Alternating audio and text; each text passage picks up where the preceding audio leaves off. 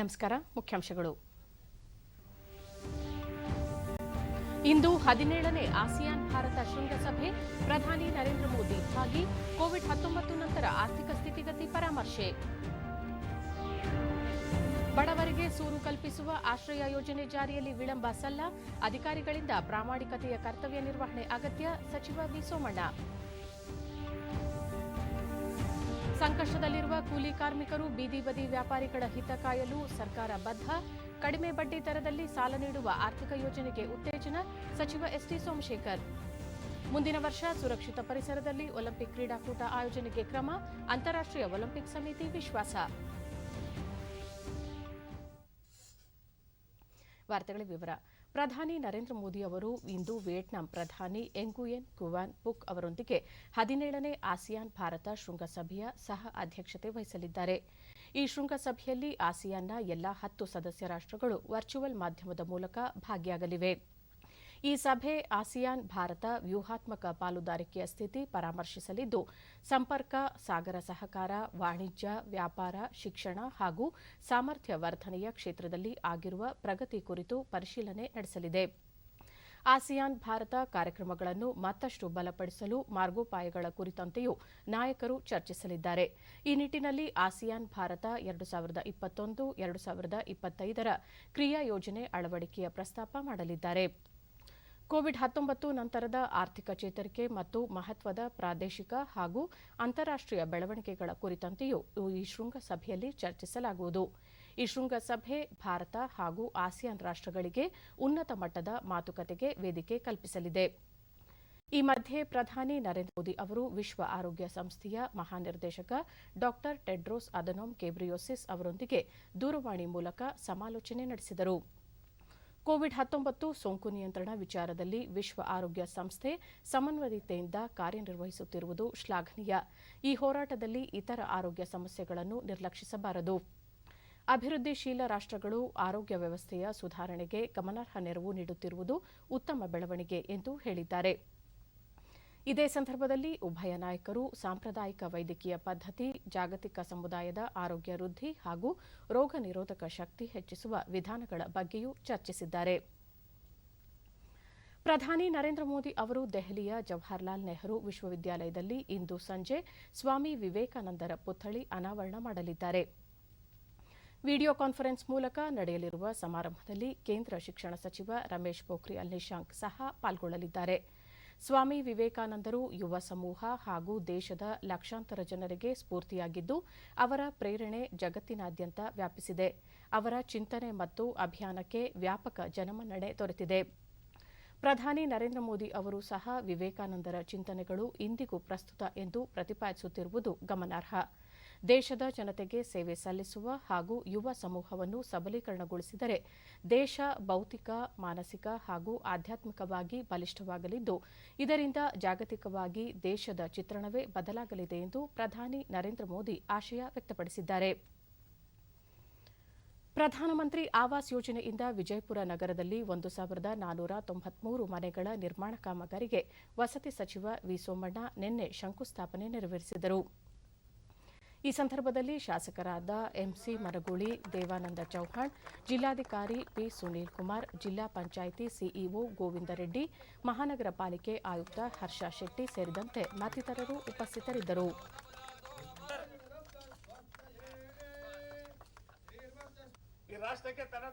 ಬಳಿಕ ಅವರು ಬಡವರಿಗೆ ಸೂರು ಕಲ್ಪಿಸುವ ಮಹತ್ವಾಕಾಂಕ್ಷಿ ಯೋಜನೆಗಳನ್ನು ಅಧಿಕಾರಿಗಳು ತಕ್ಷಣವೇ ಜಾರಿಗೊಳಿಸಬೇಕು.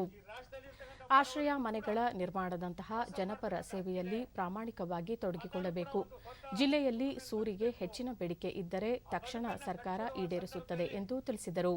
ಯಾವ ವರ್ಗಕ್ಕೆ ಸೀಮಿತವಾದವನು, ಯಾವ ಪಾರ್ಟಿಗೆ ಸೀಮಿತವಾದವನು, ಯಾರ ಫಾಲೋವರ್ಸ್ ಅನ್ನೋದನ್ನ ತೆಗೆದ ಒಂದು ದೊಡ್ಡ ಸಂದೇಶವನ್ನು ಕೊಟ್ಟಂತವರು ಈ ರಾಷ್ಟ್ರದ ನಮ್ಮೆಲ್ಲರ ನೆಚ್ಚಿನ ಪ್ರಧಾನಮಂತ್ರಿಗಳಾದ ಸನ್ಮಾನ್ಯ ನರೇಂದ್ರ ಮೋದಿ ಅವರು. ಇದು ನಿಜವಾದಂತ ಶಾಸಕ ಬಸನಗೌಡ ಪಾಟೀಲ್ ಯತ್ನಾಳ್ 2020ರ ಒಳಗೆ ದೇಶದಲ್ಲಿ ಸರ್ವರಿಗೂ ಸೂರು ಒದಗಿಸುವುದು ಪ್ರಧಾನಿಗಳ ಆಶಯವಾಗಿದ್ದು, ಪ್ರತಿಯೊಬ್ಬರಿಗೂ ವಸತಿ ಸೌಲಭ್ಯ ನೀಡುವುದು ರಾಜ್ಯ ಸರ್ಕಾರದ ಆಶಯವಾಗಿದೆ ಎಂದರು. ಎಲ್ಲರೂ ಕೂಡಿರುವಂತ ಒಂದೇ ಒಂದು ಬಡಾವಣೆ ಇದು ಆಗ್ತದೆ. ನಾವು ಏನು ಮಾಡ್ತೀವಿ, ದಲಿತ ಏರಿಯಾ ಬೇರೆ, ಮುಸ್ಲಿಂ ಏರಿಯಾ ಬೇರೆ, ಲಿಂಗಾಯತರ ಓಣಿ ಬೇರೆ, ಬ್ರಾಹ್ಮಣರು ಓಣಿ ಬೇರೆ, ಮರಾಠರು ಓಣಿ ಬೇರೆ, ರಜಪೂತ್ರ ಓಣಿ ಬೇರೆ ಅದಾವ. ಇಲ್ಲಿ ಬಂದ್ರೆ ಒಂದೇ ಒಂದು ಹಿಂದೂಸ್ತಾನದ ಮನೆಗಳು. ಕರ್ನಾಟಕ ವಾಣಿಜ್ಯ ಮತ್ತು ಕೈಗಾರಿಕಾ ಮಹಾಸಂಸ್ಥೆ ಎಫ್ಕೆಸಿಸಿಐನಿಂದ 65ನೇ ಕನ್ನಡ ರಾಜ್ಯೋತ್ಸವವನ್ನು ಬೆಂಗಳೂರಿನಲ್ಲಿ ನಿನ್ನೆ ಆಚರಿಸಲಾಯಿತು. ಈ ಸಂದರ್ಭದಲ್ಲಿ ಉಪಮುಖ್ಯಮಂತ್ರಿ ಡಾ ಸಿಎನ್ ಅಶ್ವತ್ಥನಾರಾಯಣ, ಬೆಂಗಳೂರು ಕೇಂದ್ರ ಲೋಕಸಭಾ ಸದಸ್ಯ ಪಿಸಿ ಮೋಹನ್, ಕನ್ನಡ ಅಭಿವೃದ್ಧಿ ಪ್ರಾಧಿಕಾರದ ಅಧ್ಯಕ್ಷ ಟಿಎಸ್ ನಾಗಾಭರಣ ಸೇರಿ ಹಲವರನ್ನು ಸನ್ಮಾನಿಸಿದರು.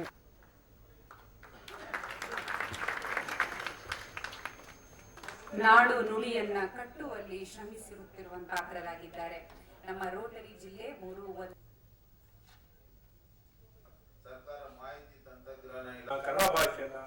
ಬಳಿಕ ಅಶ್ವತ್ಥನಾರಾಯಣ, ಕನ್ನಡ ಭಾಷೆ ಸದೃಢವಾಗಿ ಬೆಳೆಯಬೇಕು, ನಮ್ಮತನ ಭಾಷೆಯ ಮೂಲಕ ವ್ಯಕ್ತವಾಗುತ್ತದೆ. ಕನ್ನಡ ನಾಡು ನುಡಿ ರಕ್ಷಣೆಗಾಗಿ ಎಲ್ಲರೂ ನಿಲ್ಲಬೇಕು. ಕನ್ನಡ ಭಾಷೆಯನ್ನು ಇನ್ನಷ್ಟು ಶ್ರೀಮಂತಗೊಳಿಸಲು ಸರ್ಕಾರ ಆದ್ಯತೆ ನೀಡುತ್ತಿದೆ. ಕನ್ನಡ ನುಡಿ ತಂತ್ರಾಂಶವನ್ನು ಮತ್ತಷ್ಟು ಅಭಿವೃದ್ಧಿಪಡಿಸಲು ಕ್ರಮ ತೆಗೆದುಕೊಳ್ಳಲಾಗುವುದು ಎಂದು ತಿಳಿಸಿದರು. ಎಲ್ಲ ರೀತಿಯಾದಂತಹ ಪ್ರಯತ್ನಗಳನ್ನ ನಡೆದಿದೆ. ಆದ್ರೂ ಎಲ್ಲ ಒಂದ್ ಕಡೆ ಅದು ಸಾಲದು, ಇನ್ನು ಹೆಚ್ಚಾಗಬೇಕು. ಇನ್ನು ಹೆಚ್ಚಾಗಿ ನಮ್ಮ ಭಾಷೆ ಬೇರೆ ಆಂಗ್ಲ ಭಾಷೆಯ ಮಧ್ಯದಲ್ಲಿ ನಮ್ಮ ಭಾಷೆಯ ಬಳಕೆ ಮತ್ತು ಎಲ್ಲ ಕ್ಷೇತ್ರದಲ್ಲೂ ಅದು ಟೆಕ್ನಾಲಜಿನಲ್ಲಾಗ್ಲಿ ಅಥವಾ ಎಲ್ಲ ಕ್ಷೇತ್ರದಲ್ಲೂ ಇನ್ನ ಹೆಚ್ಚು ಬಳಕೆ ಆಗ್ಬೇಕು ಅಂದ್ರೆ ಅದು ಅಳವಡಿಸಿಕೊಳ್ಳುವಂತದ್ದಾಗಬೇಕಾಗುತ್ತೆ. ಪಿಸಿ ಮೋಹನ್, ಕನ್ನಡ ನಾಡು ನುಡಿ ರಕ್ಷಣೆಗೆ ಪ್ರತಿಯೊಬ್ಬರೂ ಕೈಜೋಡಿಸಬೇಕು, ಭಾಷೆಯನ್ನು ಎಲ್ಲರೂ ಗೌರವಿಸಬೇಕು ಎಂದರು. ಕನ್ನಡವನ್ನು ಬರೀ ಕರ್ನಾಟಕದಲ್ಲ, ಬರೀ ಭಾರತ ದೇಶದಲ್ಲ, ಅಂತಾರಾಷ್ಟ್ರೀಯ ಮಟ್ಟದಲ್ಲಿ ಹೇಗೆ ಇವತ್ತು ನಮಗೆ ಪುಸ್ತಕಗಳಾಗ್ಲಿ, ಡಿಜಿಟಲೈಸೇಷನ್ ಆಗ್ಲಿ, ನಮ್ಮ ಕನ್ನಡದ ಬಗ್ಗೆ, ಕಲೆಯ ಬಗ್ಗೆ, ಸಂಸ್ಕೃತಿಯ ಬಗ್ಗೆ, ನಾಡು ಭಾಷೆ ಬಗ್ಗೆ ಎಲ್ಲ ಬಗ್ಗೆ ಗೊತ್ತಾಗ್ಲಿಕ್ಕೆ ಏನು ಡಿಜಿಟಲೈಸ್ ಮಾಡಿದಾರೋ ಇವತ್ತು ಸಂಪೂರ್ಣವಾದ ಕೀರ್ತಿ ಡಾಕ್ಟರ್ ಅಶ್ವತ್ಥನಾರಾಯಣ ಅವರಿಗೆ ಹೋಗಬೇಕಾಗುತ್ತೆ. ಬೆಂಗಳೂರಿನ ಮೈಸೂರು ರಸ್ತೆಯ ಹೊಸಗುಡ್ಡದಹಳ್ಳಿ ಬಳಿ ಬೆಂಕಿ ಅವಘಡ ಸಂಭವಿಸಿದ ಕೆಮಿಕಲ್ ಫ್ಯಾಕ್ಟರಿ ಸ್ಥಳಕ್ಕೆ ವೈದ್ಯಕೀಯ ಶಿಕ್ಷಣ ಸಚಿವ ಡಾ ಕೆ ಸುಧಾಕರ್ ಇಂದು ಭೇಟಿ ನೀಡಿ ಪರಿಶೀಲಿಸಿದರು. ಬಳಿಕ ಅವರು ಸ್ಯಾನಿಟೈಸರ್ ಅನ್ನು ಅಕ್ರಮವಾಗಿ ದಾಸ್ತಾನು ಮಾಡಿದ ಪರಿಣಾಮ ಈ ದುರಂತ ಸಂಭವಿಸಿದೆ. ಈ ದುರ್ಘಟನೆಗೆ ಕಾರಣರಾದ ತಪ್ಪಿತಸ್ಥರನ್ನು ಶಿಕ್ಷಿಸಲಾಗುವುದು. ಔಷಧ ನಿಯಂತ್ರಕರಿಂದ ಈ ಸಂಬಂಧ ತನಿಖೆ ನಡೆಸಿ ಮುಂದಿನ ಕ್ರಮ ತೆಗೆದುಕೊಳ್ಳುವುದಾಗಿ ತಿಳಿಸಿದರು. ರಾಜ್ಯದಲ್ಲಿ ಕೋವಿಡ್ ಸೋಂಕಿನ ಸಂಖ್ಯೆಯಲ್ಲಿ ಇಳಿಕೆಯಾದ ಮಾತ್ರಕ್ಕೆ ಸೋಂಕು ನಿಯಂತ್ರಣಕ್ಕೆ ಬಂದಿದೆ ಎಂದು ಭಾವಿಸುವುದು ಸರಿಯಲ್ಲ. ಹಬ್ಬದ ಸಂದರ್ಭದಲ್ಲಿ ನಮ್ಮ ನಡವಳಿಕೆಯಲ್ಲಿ ಬದಲಾವಣೆ ಮಾಡಿಕೊಳ್ಳಬೇಕು, ಸುರಕ್ಷತಾ ಕ್ರಮಗಳನ್ನು ಅನುಸರಿಸಬೇಕು ಎಂದು ಸಲಹೆ ಮಾಡಿದರು.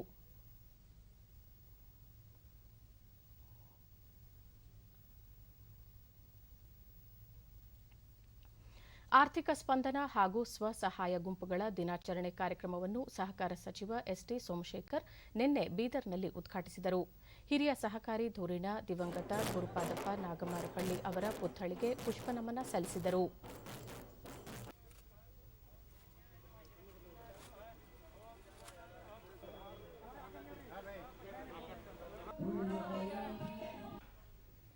ಬಳಿಕ ಅವರು ಕೋವಿಡ್ ಲಾಕ್ಡೌನ್ನಿಂದಾಗಿ ಆರ್ಥಿಕ ಸಂಕಷ್ಟದಲ್ಲಿರುವ ಲಕ್ಷಾಂತರ ಕೂಲಿ ಕಾರ್ಮಿಕರು, ಸಣ್ಣ ಮತ್ತು ಬೀದಿ ಬದಿ ವ್ಯಾಪಾರಿಗಳಿಗೆ ಸಹಕಾರಿ ಬ್ಯಾಂಕುಗಳು ಮತ್ತು ಸಹಕಾರ ಸಂಘಗಳ ಮೂಲಕ ಕಡಿಮೆ ಬಡ್ಡಿ ದರದಲ್ಲಿ ಸಾಲ ನೀಡುವ ಆರ್ಥಿಕ ಯೋಜನೆಗೆ ಉತ್ತೇಜನ ನೀಡಲಾಗುವುದು ಎಂದು ತಿಳಿಸಿದರು.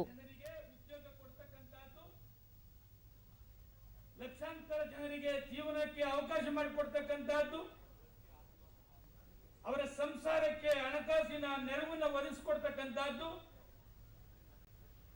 ಇವತ್ತು ಕರ್ನಾಟಕ ರಾಜ್ಯದಲ್ಲಿ ಸಹಕಾರ ಇಲಾಖೆಯಲ್ಲಿ ಗುರುಪಾದಪ್ಪನವರು ಮಾಡಿರ್ತಕ್ಕಂಥ ಸಾಧನೆಯನ್ನ ನಾವು ನೀವೆಲ್ಲ ಕೂಡ ಇವತ್ತು ನೆನೆಸ್ಕೊಳ್ಬೇಕಾಗ್ತದೆ. ಸಚಿವರು ವಿವಿಧ ಫಲಾನುಭವಿಗಳಿಗೆ ಸಾಲದ ಚೆಕ್ ವಿತರಿಸಿದರು.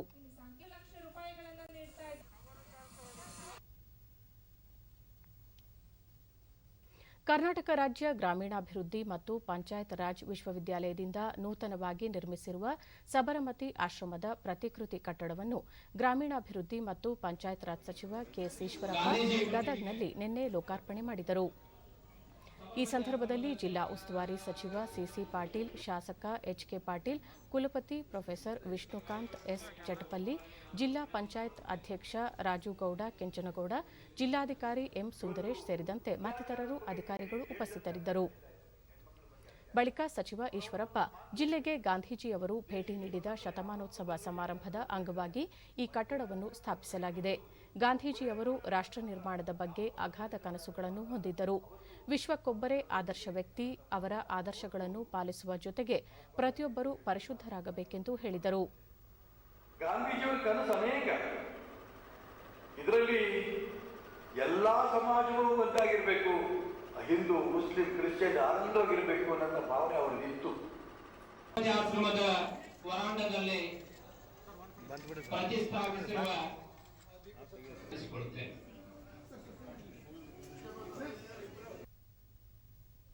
ಇದೇ ವೇಳೆ ಗಣಿ ಮತ್ತು ಭೂವಿಜ್ಞಾನ ಇಲಾಖೆ ಸಚಿವ ಸಿಸಿ ಪಾಟೀಲ್ ಗಾಂಧೀಜಿ ಕೃತಿ ಬಿಡುಗಡೆ ಮಾಡಿದರು. ಕೊರೋನಾ ಸೋಂಕು ಹಿನ್ನೆಲೆಯಲ್ಲಿ ವಿಜಯನಗರದ ಗತವೈಭವ ಸಾರುವ ಹಂಪಿ ಉತ್ಸವವನ್ನು ನಾಳೆ ಒಂದು ದಿನಕ್ಕೆ ಸೀಮಿತವಾಗಿ ಸರಳವಾಗಿ ಆಚರಿಸಲಾಗುತ್ತದೆ ಎಂದು ಬಳ್ಳಾರಿ ಜಿಲ್ಲಾಧಿಕಾರಿ ಎಸ್ಎಸ್ ನಕುಲ್ ನಿನ್ನೆ ತಿಳಿಸಿದ್ದಾರೆ. ಪ್ರತಿ ವರ್ಷ ಹಂಪಿ ಉತ್ಸವವನ್ನು ಅತ್ಯಂತ ವಿಜೃಂಭಣೆಯಿಂದ 3 ದಿನಗಳ ಕಾಲ ಆಚರಿಸಲಾಗುತ್ತಿತ್ತು. ಆದರೆ ಈ ಬಾರಿ ಕೇಂದ್ರ ಮತ್ತು ರಾಜ್ಯ ಸರ್ಕಾರಗಳ ಆದೇಶದಂತೆ ಕೋವಿಡ್ ಸೋಂಕು ನಿಯಂತ್ರಣ ಹಿನ್ನೆಲೆಯಲ್ಲಿ 200ಕ್ಕೂ ಹೆಚ್ಚು ಜನ ಸೇರದಂತೆ ಸರಳವಾಗಿ ಆಚರಿಸುತ್ತಿದ್ದು, ಇದಕ್ಕಾಗಿ ಅಗತ್ಯ ಸಿದ್ಧತೆ ಕೈಗೊಳ್ಳಲಾಗಿದೆ. ನಾಳೆ ಸಂಜೆ 4:30ಕ್ಕೆ ಜಿಲ್ಲಾ ಉಸ್ತುವಾರಿ ಸಚಿವ ಆನಂದ್ ಸಿಂಗ್ ಹಂಪಿ ಉದ್ದಾನ ವೀರಭದ್ರೇಶ್ವರ ದೇವಸ್ಥಾನದ ಬಳಿ ಸ್ಥಳೀಯ ವಿವಿಧ ಜಾನಪದ ಕಲಾತಂಡಗಳ ಶೋಭಾಯಾತ್ರೆಗೆ ಚಾಲನೆ ನೀಡಲಿದ್ದಾರೆ. ಬಳಿಕ ವಿರೂಪಾಕ್ಷೇಶ್ವರ ದೇವಸ್ಥಾನದಲ್ಲಿ ಜನಪ್ರತಿನಿಧಿಗಳಿಂದ ಪೂಜೆ ಸಲ್ಲಿಸಿ ತುಂಗಭದ್ರಾ ನದಿ ತಟದಲ್ಲಿ ತುಂಗ ಆರತಿ ಪೂಜಾ ಕಾರ್ಯಕ್ರಮ ನೆರವೇರಲಿದೆ ಎಂದರು. ತುಂಗ ಆರತಿ ಶೋಭಾಯಾತ್ರೆಯಲ್ಲಿ ಪಾಲ್ಗೊಳ್ಳುವ ಕಲಾವಿದರು ಕಡ್ಡಾಯವಾಗಿ ಕೋವಿಡ್ ನಿಯಮಗಳನ್ನು ಪಾಲಿಸುವಂತೆ ಆದೇಶಿಸಲಾಗಿದೆ ಎಂದು ಜಿಲ್ಲಾಧಿಕಾರಿ ತಿಳಿಸಿದ್ದಾರೆ. ಕೋವಿಡ್-19 ಹಿನ್ನೆಲೆ ಇರೋದ್ರಿಂದ ಮತ್ತು ಕೇಂದ್ರ ಸರ್ಕಾರದ ಕೆಲವೊಂದು ಕಟ್ಟುನಿಟ್ಟಿನ ನಿರ್ದೇಶನಗಳಿರೋದ್ರಿಂದ ಅಲ್ಲಿ ಸಾಂಕೇತಿಕವಾಗಿ ಹಾಗೂ ಸರಳವಾಗಿ ನಾವು ಆಚರಣೆ ಮಾಡಬೇಕು ಅಂತ ಹೇಳಿ ನಿರ್ಧರಿಸಲಾಗಿದೆ. ನಮ್ಮ ಉದ್ದಾನ ವೀರಭದ್ರ ದೇವಸ್ಥಾನದಿಂದ ಮೆರವಣಿಗೆಯನ್ನು ಚಾಲನೆಯನ್ನು ನೀಡಿ ಕಲಾ ತಂಡಗಳು ಅವುಗಳನ್ನು ವಿರೂಪಾಕ್ಷ ದೇವಸ್ಥಾನದವರೆಗೆ ಬರುತ್ತವೆ. ವಿರೂಪಾಕ್ಷ ದೇವಸ್ಥಾನದಲ್ಲಿ ವಿಶೇಷ ಪೂಜೆಯನ್ನು ಮಾಡಿದ ನಂತರ ಜಿಲ್ಲಾ ಉಸ್ತುವಾರಿ ಸಚಿವರು ಮತ್ತು ಇತರ ಜನಪ್ರತಿನಿಧಿಗಳು ತುಂಗಾರತಿಯನ್ನು ನೆರವೇರಿಸಿ ಸಾಂಕೇತಿಕವಾಗಿ ಈ ಬಾರಿ ಹಂಪಿ ಉತ್ಸವವನ್ನು ಮಾಡ್ತಾ ಇದ್ದೀವಿ. ಇದನ್ನು ಹೊರತುಪಡಿಸಿ ನಾವಲ್ಲಿ ಸಾಧ್ಯ ಆದಷ್ಟು ಸೋಷಿಯಲ್ ಡಿಸ್ಟೆನ್ಸಿಂಗ್ ಇತ್ಯಾದಿಯನ್ನು ಪ್ರಯತ್ನ ಮಾಡಲಿಕ್ಕೆ ನಾವು ಈಗಾಗಲೇ ಡೈರೆಕ್ಷನ್ಸ್ ಕೊಟ್ಟಿದ್ದೀವಿ. ರಾಜ್ಯದಲ್ಲಿ ನಿನ್ನೆ ಹೊಸದಾಗಿ 2584 ಕೋವಿಡ್ ಪ್ರಕರಣಗಳು ದೃಢಪಟ್ಟಿದ್ದು, ಇದರೊಂದಿಗೆ ಒಟ್ಟು ಸೋಂಕು ಪ್ರಕರಣಗಳ ಸಂಖ್ಯೆ 8,53,796ಕ್ಕೆ ಏರಿಕೆಯಾಗಿದೆ.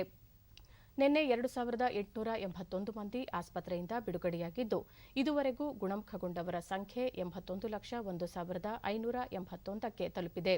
ನಿನ್ನೆ 23 ಮಂದಿ ಸಾವನ್ನಪ್ಪಿದ್ದು, ಮೃತಪಟ್ಟವರ ಸಂಖ್ಯೆ 11,453ಕ್ಕೆ ಏರಿಕೆಯಾಗಿದೆ. ಸದ್ಯ ರಾಜ್ಯದಲ್ಲಿ 30,743 ಸಕ್ರಿಯ ಪ್ರಕರಣಗಳಿವೆ. 824 ಮಂದಿ ರಾಜ್ಯದ ವಿವಿಧ ಆಸ್ಪತ್ರೆಗಳಲ್ಲಿ ತೀವ್ರ ನಿಗಾ ಘಟಕದಲ್ಲಿ ಚಿಕಿತ್ಸೆ ಪಡೆಯುತ್ತಿದ್ದಾರೆ.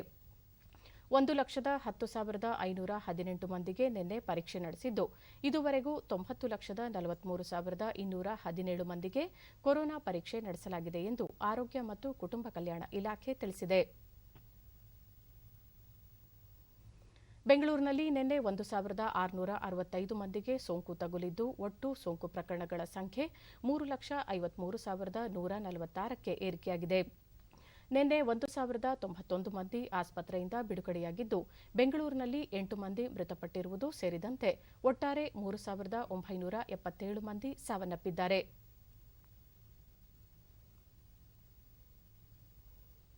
ವಿವಿಧ ಜಿಲ್ಲೆಗಳಲ್ಲಿ ವರದಿಯಾಗಿರುವ ಪ್ರಕರಣಗಳ ವಿವರ ಇಂತಿದೆ.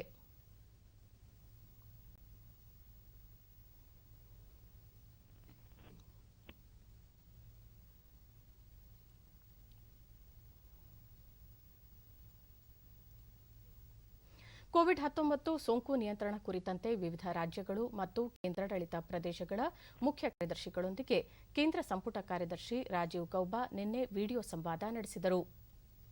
ಹಬ್ಬದ ಸಂದರ್ಭದಲ್ಲಿ ಕೋವಿಡ್ ನಿಯಂತ್ರಣ ಕ್ರಮಗಳು ಹಾಗೂ ಜನರ ಆರೋಗ್ಯ ಪರಿಸ್ಥಿತಿ ಕುರಿತು ಮಾಹಿತಿ ಸಂಗ್ರಹಿಸಿದರು. ಪ್ರಮುಖವಾಗಿ ಕೇಂದ್ರಾಡಳಿತ ಪ್ರದೇಶಗಳು ವೈದ್ಯಕೀಯ ಮೂಲಸೌಕರ್ಯ, ಆಮ್ಲಜನಕ ಪೂರೈಕೆ, ಉತ್ಪಾದನೆ, ಸಾಮರ್ಥ್ಯ ವೃದ್ಧಿ ಮತ್ತು ವೆಂಟಿಲೇಟರ್ಗಳ ಲಭ್ಯತೆಯಲ್ಲಿ ಉತ್ತಮ ಸಾಧನೆ ಮಾಡಿದ್ದು, ಇದಕ್ಕೆ ಅವರು ಮೆಚ್ಚುಗೆ ವ್ಯಕ್ತಪಡಿಸಿದ್ದಾರೆ.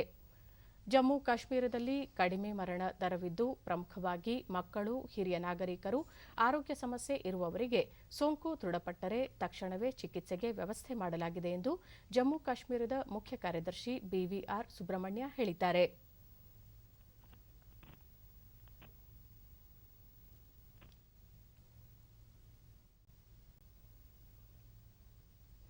ಈಗ ಜಾಹೀರಾತು, ನಂತರ ವಾರ್ತಾ ಪ್ರಸಾರ ಮುಂದುವರಿಯುವುದು.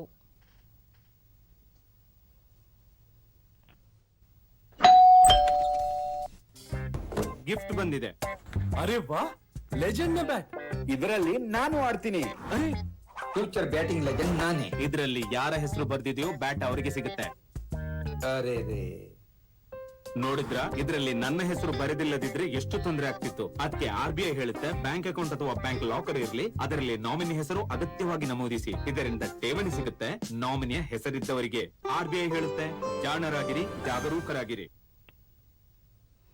ದೀರ್ಘಕಾಲ ಬಹ್ರೇನ್ ಪ್ರಧಾನಿಯಾಗಿ ಆಡಳಿತ ನಡೆಸಿದ್ದ ದೊರೆ Khalifa bin Salman Al Khalifa ನಿಧನರಾಗಿದ್ದಾರೆ.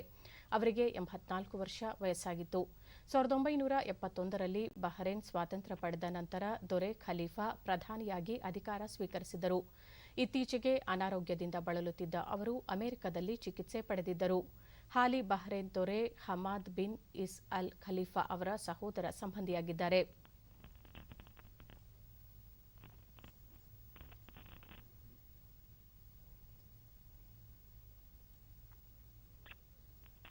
ಸಲ್ಮಾನ್ ಅಲ್ ಖಲೀಫಾ ಅವರ ನಿಧನಕ್ಕೆ ಪ್ರಧಾನಿ ನರೇಂದ್ರ ಮೋದಿ ಶೋಕ ವ್ಯಕ್ತಪಡಿಸಿದ್ದಾರೆ.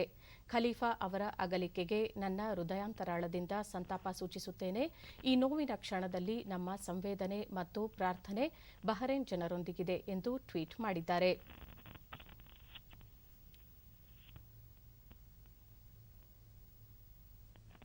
ಇಂದು ರಾಷ್ಟ್ರೀಯ ಸಾರ್ವಜನಿಕ ಪ್ರಸಾರ ದಿನ.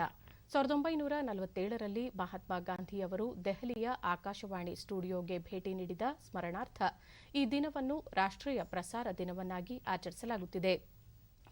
ದೇಶ ವಿಭಜನೆಯ ನಂತರ ಹರಿಯಾಣದ ಕುರುಕ್ಷೇತ್ರದಲ್ಲಿ ಸ್ಥಳಾಂತರಗೊಂಡ ಜನತೆ ತಾತ್ಕಾಲಿಕವಾಗಿ ನೆಲೆಸಿದ್ದು ಅವರನ್ನುದ್ದೇಶಿಸಿ ಮಹಾತ್ಮ ಗಾಂಧಿ ಮಾತನಾಡಿದರು. ಈ ದಿನದಂದು ದೆಹಲಿ ಆಕಾಶವಾಣಿ ಆವರಣದಲ್ಲಿ ವಿಶೇಷ ಕಾರ್ಯಕ್ರಮವನ್ನು ಆಯೋಜಿಸಿಕೊಂಡು ಬರಲಾಗುತ್ತಿದೆ.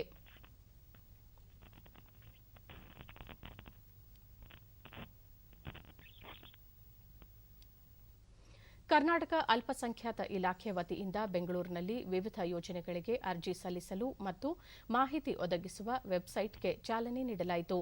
ಈ ವೇಳೆ ಅಲ್ಪಸಂಖ್ಯಾತ ಅಭಿವೃದ್ಧಿ ನಿಗಮದ ಅಧ್ಯಕ್ಷ ಮುಕ್ತಾರ್ ಹುಸೇನ್ ಪಠಾಣ್ ಅಲ್ಪಸಂಖ್ಯಾತ ಸಮುದಾಯಗಳ ಅಭಿವೃದ್ಧಿಗೆ 105 ಕೋಟಿ ರೂಪಾಯಿಗಳ ವಿವಿಧ ಯೋಜನೆಗಳನ್ನು ರೂಪಿಸಲಾಗಿದೆ. ಅರ್ಹ ಅರ್ಜಿದಾರರಿಗೆ ಅಗತ್ಯ ಮಾಹಿತಿ ಒದಗಿಸುವ ಉದ್ದೇಶದಿಂದ ವೆಬ್ಸೈಟ್ ರೂಪಿಸಲಾಗಿದೆ. ಗಂಗಾ ಕಲ್ಯಾಣ, ಶ್ರಮಶಕ್ತಿ, ಪಶುಸಂಗೋಪನೆ, ಅರಿವು, ಸಣ್ಣ ಸಾಲ, ಟ್ಯಾಕ್ಸಿ ಮತ್ತು ಗೂಡ್ಸ್ ಖರೀದಿ ಸೇರಿದಂತೆ ಹಲವು ಯೋಜನೆಗಳ ಬಗ್ಗೆ ಇದರಲ್ಲಿ ಮಾಹಿತಿ ಒದಗಿಸಲಾಗಿದೆ ಎಂದರು. ಬೀದಿ ಬದಿ ವ್ಯಾಪಾರಿಗಳಿಗೆ ಸಾಲ ನೀಡಲು ಸುಮಾರು 23,000 ವ್ಯಾಪಾರಿಗಳನ್ನು ಗುರುತಿಸಲಾಗಿದ್ದು ತಲಾ 10,000 ರೂಪಾಯಿ ಸಾಲ ಒದಗಿಸಲಾಗುವುದು. ಡಿಸೆಂಬರ್ ತಿಂಗಳ 10ರೊಳಗೆ ಅರ್ಜಿ ಸಲ್ಲಿಸಲಿದ್ದು ಅರ್ಹ ಫಲಾನುಭವಿಗಳಿಗೆ ಸಾಲ ನೀಡಲಾಗುವುದು ಎಂದು ತಿಳಿಸಿದರು. ಈ ವೇಳೆ ಅಲ್ಪಸಂಖ್ಯಾತ ಆಯೋಗದ ಅಧ್ಯಕ್ಷ ಅಬ್ದುಲ್ ಅಜೀಂ, ನಿಗಮದ ನಿರ್ದೇಶಕಿ ಆಯಿಷಾ ಮತ್ತಿತರರು ಉಪಸ್ಥಿತರಿದ್ದರು. ಅದು ರ್ಯಾಂಡಮ್ಲಿ ಸೆಲೆಕ್ಷನ್ ಆಗುತ್ತೆ. ಕಂಪ್ಯೂಟರ್ನಲ್ಲೇ ರ್ಯಾಂಡಮ್ಲಿ ಸೆಲೆಕ್ಷನ್ ಮಾಡಿ ಅವರಿಗೆ ಕೊಡುವಂಥ ವ್ಯವಸ್ಥೆನ ಅವ್ರಿಗೆ ಅಕೌಂಟಿಗೆ, ಯಾಕಂದರೆ ಅದರಲ್ಲಿ ಅಕೌಂಟ್ ನಂಬರನ್ನು ಸಹ ಅವರು ಕಳಿಸಿರ್ತಾರೆ. ಆಮೇಲೆ ಅವರ ಆಧಾರ್ ಕಾರ್ಡನ್ನು ಸಹ ಕಳಿಸುವಂಥ ವ್ಯವಸ್ಥೆ ಇದೆ. ಅದರಲ್ಲಿ ಆದ ತಕ್ಷಣ ಅವರಿಗೆ ಆ ರ್ಯಾಂಡಮ್ಲಿ ಸೆಲೆಕ್ಷನ್ ಆಯಿತು ಅಂತಂದರೆ ಅವರಿಗೆ ನಾವು ಅವರ RTGSಗೆ ಅವ್ರಿಗೆ ಕಳಿಸುವಂಥ ವ್ಯವಸ್ಥೆನ ಇದು ಮಾಡ್ತಾ ಇದ್ದೀವಿ.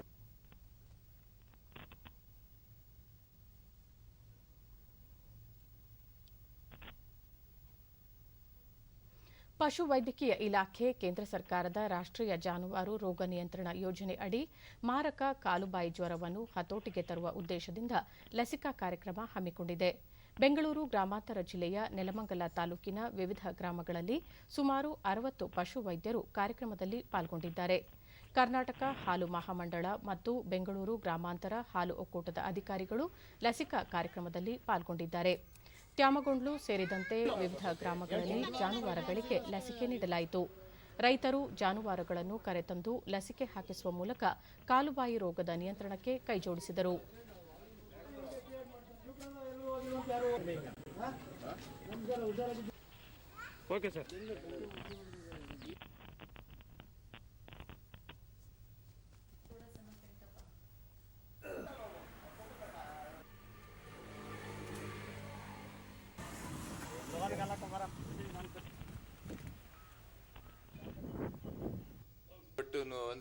ಈ ವೇಳೆ ಡಿಡಿ ನ್ಯೂಸ್ನೊಂದಿಗೆ ಪಶುಸಂಗೋಪನಾ ಇಲಾಖೆ ಉಪನಿರ್ದೇಶಕ ಬಾಲಚಂದ್ರ ಜಿಲ್ಲೆಯಲ್ಲಿ ಸುಮಾರು 1,87,000 ಜಾನುವಾರುಗಳಿಗೆ ಲಸಿಕೆ ಹಾಕುವ ಗುರಿ ಹೊಂದಲಾಗಿದೆ ಎಂದು ತಿಳಿಸಿದರು.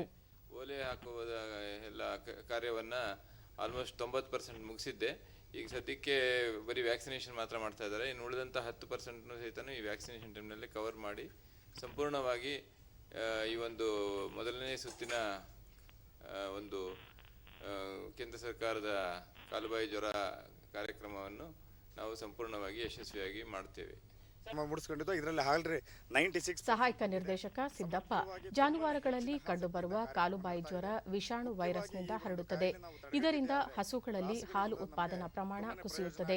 ಈ ಹಿನ್ನೆಲೆಯಲ್ಲಿ ಕಾಲುಬಾಯಿ ಜ್ವರವನ್ನು ಸಂಪೂರ್ಣವಾಗಿ ನಿಯಂತ್ರಿಸಲು ಕಾರ್ಯಕ್ರಮ ಹಮ್ಮಿಕೊಳ್ಳಲಾಗಿದೆ ಎಂದರು. ಉತ್ಪಾದನಾ ಸಾಮರ್ಥ್ಯ ಕುಂಠಿತ ಆಗೋಗ್ಬಿಡ್ತದೆ. ಅದನ್ನು ನಾವು ತಡೆಗಟ್ಟಿದೆ ಆದ್ರೆ ನಮ್ಮ ರೈತರಿಗೆ ಹೆಚ್ಚಿನ ಒಂದು ಹೈನು ಅಭಿವೃದ್ಧಿಯಲ್ಲಿ ಬಹುತೇಕ ಆರ್ಥಿಕ ಒಂದು ಅಭಿವೃದ್ಧಿ ಕಾಣ್ತಾರೆ. ಈ ನಿಟ್ಟಿನಲ್ಲಿ ನಾವು ನಮ್ಮ ಸರ್ಕಾರದ ವತಿಯಿಂದ ನಮ್ಮ ಉಪನಿರ್ದೇಶಕರ ಮಾರ್ಗದರ್ಶನದಂತೆ ಸಮಗ್ರವಾಗಿ ನಾವೊಂದು ಲಸಿಕಾ ಕಾರ್ಯಕ್ರಮ ಆರಂಭಿಸಿದ್ವಿ. ಭಾರಿ ಯಶಸ್ವಿ ಆಗ್ತಾ ಇದೆ. ಪ್ರೊಡಕ್ಷನ್ ಸಾಮರ್ಥ್ಯ ಕಮ್ಮಿ ಆಗೋಂಥದ್ದು ರೈತನಿಗೆ ಭಾಳ ಎಕನಾಮಿಕ್ ಬರ್ಡನ್ ಆಗುತ್ತೆ. ಸೊ ಇದನ್ನು ಒಂದು ಗಣನೆಗೆ ತಗೊಂಡು ನಾವು ಕೊರೋನಾ ಇದ್ರೂ ಸಮೇತ ಅದನ್ನು ಲೆಕ್ಕಿಸದೆ ಎಲ್ಲ ಸಿಬ್ಬಂದಿನೂ ಭಾಳ ಆಸಕ್ತಿ ವಹಿಸಿ ನಡೀತಾ ಇದೆ. ಇದು ಜಿಲ್ಲೆಯಾದ್ಯಂತನೂ ಚೆನ್ನಾಗಿ ನಡೀತಿದೆ. ಅದರಲ್ಲಿ ತಾಲ್ಲೂಕಲ್ಲಿ ಪ್ರಪ್ರಥಮವಾಗಿ ನೆಲಮಂಗಲ ತಾಲೂಕಲ್ಲಿ ಭಾಳ ಯಶಸ್ವಿಯಾಗಿ ಅತಿ ಹೆಚ್ಚಿನ ಶೇಕಡಾವಾರು ತಗೊಂಡ್ರೆ ನಮ್ಮ 4 ತಾಲೂಕುಗಳಲ್ಲಿ ನೆಲಮಂಗಲ ತಾಲೂಕೆ ನಂಬರ್ 1. ಈ ಕಾರ್ಯಕ್ರಮ ಭಾಳ ಯಶಸ್ವಿಯಾಗಿ ನಡೀತಾ ಇದೆ.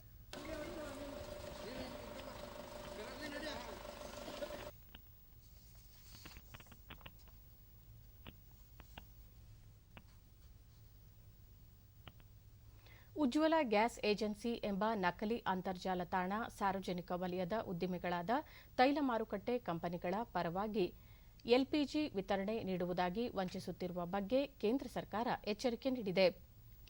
ಭಾರತ ಸರ್ಕಾರದ ವಾರ್ತಾ ಶಾಖೆ ಪಿಐಬಿ ಯಾವುದೇ ಅಧಿಕೃತ ಮಾಹಿತಿಗೆ ತೈಲ ಮಾರುಕಟ್ಟೆ ಕಂಪನಿಗಳ ಅಧಿಕೃತ ಅಂತರ್ಜಾಲ ತಾಣಗಳಾದ ಎಲ್ಪಿಜಿ ವಿತರಕ್ ಚಯಾನ್ .in ಮತ್ತು ಪೆಟ್ರೋಲ್ ಪಂಪ್ ಡೀಲರ್ ಚಯಾನ್ .inಗೆ ಭೇಟಿ ನೀಡುವಂತೆ ಸಲಹೆ ಮಾಡಿದೆ.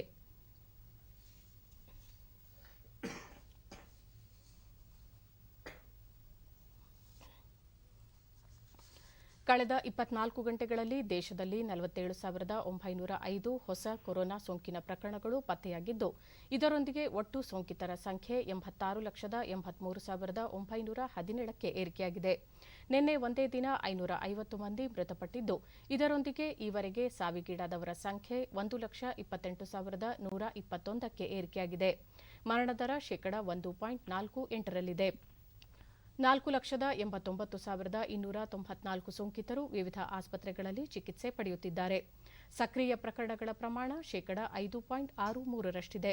ಕಳೆದ 24 ಗಂಟೆಗಳಲ್ಲಿ 52,718 ಸೋಂಕಿತರು ಚೇತರಿಸಿಕೊಂಡಿದ್ದು, ಒಟ್ಟು 80,66,502 ಮಂದಿ ಸೋಂಕಿತರು ವಿವಿಧ ಆಸ್ಪತ್ರೆಗಳಿಂದ ಬಿಡುಗಡೆಯಾಗಿದ್ದು, ಚೇತರಿಕೆಯ ಪ್ರಮಾಣ ಶೇಕಡ 92.89ಕ್ಕೆ ಏರಿಕೆಯಾಗಿದೆ ಎಂದು ಕೇಂದ್ರ ಆರೋಗ್ಯ ಸಚಿವಾಲಯ ತಿಳಿಸಿದೆ. ಕೋವಿಡ್-19 ಸೋಂಕು ನಿಯಂತ್ರಣಕ್ಕೆ ಬರುವ ವಿಶ್ವಾಸವಿದ್ದು, ಮುಂದಿನ ವರ್ಷ ಟೋಕಿಯೋದಲ್ಲಿ ಒಲಿಂಪಿಕ್ಸ್ ಕ್ರೀಡಾಕೂಟ ಸುರಕ್ಷಿತ ಪರಿಸರದಲ್ಲಿ ನಡೆಯುವ ವಿಶ್ವಾಸವಿದೆ ಎಂದು ಅಂತಾರಾಷ್ಟೀಯ ಒಲಿಂಪಿಕ್ ಸಮಿತಿಯ ಅಧ್ಯಕ್ಷ ಥಾಮಸ್ ಬಚ್ ಹೇಳಿದ್ದಾರೆ. ಜಗತ್ತಿನಾದ್ಯಂತ ಕೋವಿಡ್ ಸೋಂಕಿಗೆ ಲಸಿಕೆ ಕಂಡುಹಿಡಿಯುವ ಪ್ರಯತ್ನ ತೀವ್ರಗೊಂಡಿದ್ದು, ಸೋಂಕು ಪತ್ತೆ ಕ್ರಮಗಳು ಸಹ ತ್ವರಿತಗೊಂಡಿರುವ ಪರಿಣಾಮ ಸೋಂಕು ನಿಯಂತ್ರಣವಾಗುವ ವಿಶ್ವಾಸವಿದ್ದು, ಈಗಾಗಲೇ ಮುಂದೂಡಲ್ಪಟ್ಟಿರುವ ಕ್ರೀಡಾಕೂಟ ಸುಗಮವಾಗಿ ನಡೆಯುವ ನಿರೀಕ್ಷೆ ಇದೆ ಎಂದು ಹೇಳಿದ್ದಾರೆ. ಮುಂಬೈ ಷೇರು ಮಾರುಕಟ್ಟೆಯ ಷೇರು ಸಂವೇದಿ ಸೂಚ್ಯಂಕ ಸೆನ್ಸೆಕ್ಸ್ ಆರಂಭಿಕ ವಹಿವಾಟಿನಲ್ಲಿ 101 ಅಂಕಗಳ ಇಳಿಕೆಯೊಂದಿಗೆ 43,493ರಲ್ಲಿತ್ತು. ರಾಷ್ಟ್ರೀಯ ಸಂವೇದಿ ಸೂಚ್ಯಂಕ ನಿಫ್ಟಿ ಸಹ 25 ಅಂಕಗಳ ಏರಿಕೆಯೊಂದಿಗೆ 12,724ರಲ್ಲಿದೆ. ಡಾಲರ್ ಎದುರು ರೂಪಾಯಿ ಮೌಲ್ಯ 9 ಪೈಸೆ ಇಳಿಕೆಯೊಂದಿಗೆ 74 ರೂಪಾಯಿ 45 ಪೈಸೆಯಲ್ಲಿತ್ತು.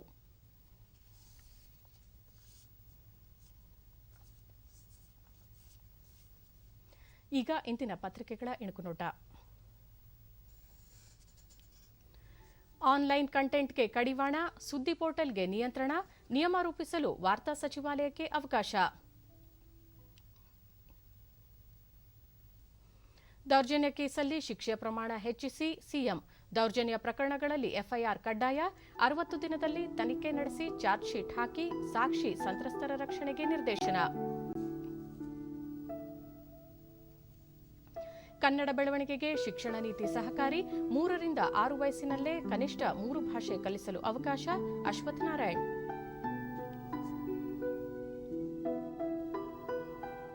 ದೇಶದಲ್ಲಿ 106 ದಿನ ಬಳಿಕ 5 ಲಕ್ಷಕ್ಕಿಂತ ಕಮ್ಮಿ ಸಕ್ರಿಯ ಕೇಸ್, ಒಟ್ಟು 4.94 ಲಕ್ಷ ಸಕ್ರಿಯ ಕೇಸ್. ಬಿಕ್ಕಟ್ಟು ಶಮನದತ್ತ ಭಾರತ ಚೀನಾ ಹೆಜ್ಜೆ, ಘರ್ಷಣಾ ಸ್ಥಳಗಳಿಂದ 3 ಹಂತಗಳಲ್ಲಿ ಸೇನೆ ಹಿಂದಕ್ಕೆ ಕರೆಸಿಕೊಳ್ಳಲು ಒಪ್ಪಿಗೆ.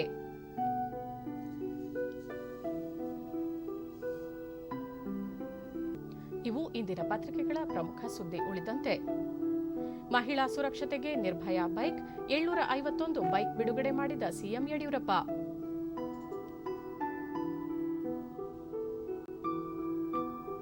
ಹಳ್ಳಿಗೆ ತೆರಳುವ ವೈದ್ಯರಿಗೆ ಶೀಘ್ರ ಬಡ್ತಿ, ಜೆಎಸ್ಎಸ್ ಉನ್ನತ ಶಿಕ್ಷಣ ಮತ್ತು ಸಂಶೋಧನಾ ಸಂಸ್ಥೆ ಘಟಿಕೋತ್ಸವದಲ್ಲಿ ಡಾ ಕೆ ಸುಧಾಕರ್ ಘೋಷಣೆ.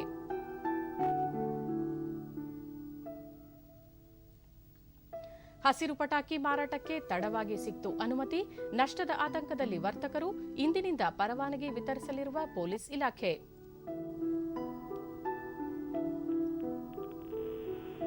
ಸರಳ ಕೃಷಿ ಮೇಳಕ್ಕೆ ಚಾಲನೆ, 3 ಹೊಸ ತಳಿ, 17 ತಂತ್ರಜ್ಞಾನ ಪ್ರಕಟ, ವಿವಿಯ ಕೃಷಿ ತಜ್ಞರು, ಸಂಶೋಧನಾ ವಿದ್ಯಾರ್ಥಿಗಳಿಂದ ರೈತರಿಗೆ ಮಾಹಿತಿ.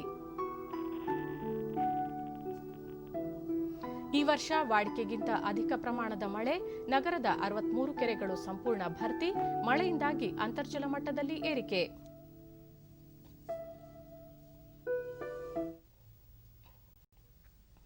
ಕೊರೋನಾ ಮಹಾಮಾರಿ ವಿಶ್ವವ್ಯಾಪಿ ಆವರಿಸಿರುವ ಹಿನ್ನೆಲೆಯಲ್ಲಿ ಜನರ ಸುರಕ್ಷತೆ ದೃಷ್ಟಿಯಿಂದ ವ್ಯಕ್ತಿಗತ ಅಂತರ ಹಾಗೂ ಮಾಸ್ಕ್ ಧರಿಸುವುದು ಕಡ್ಡಾಯ.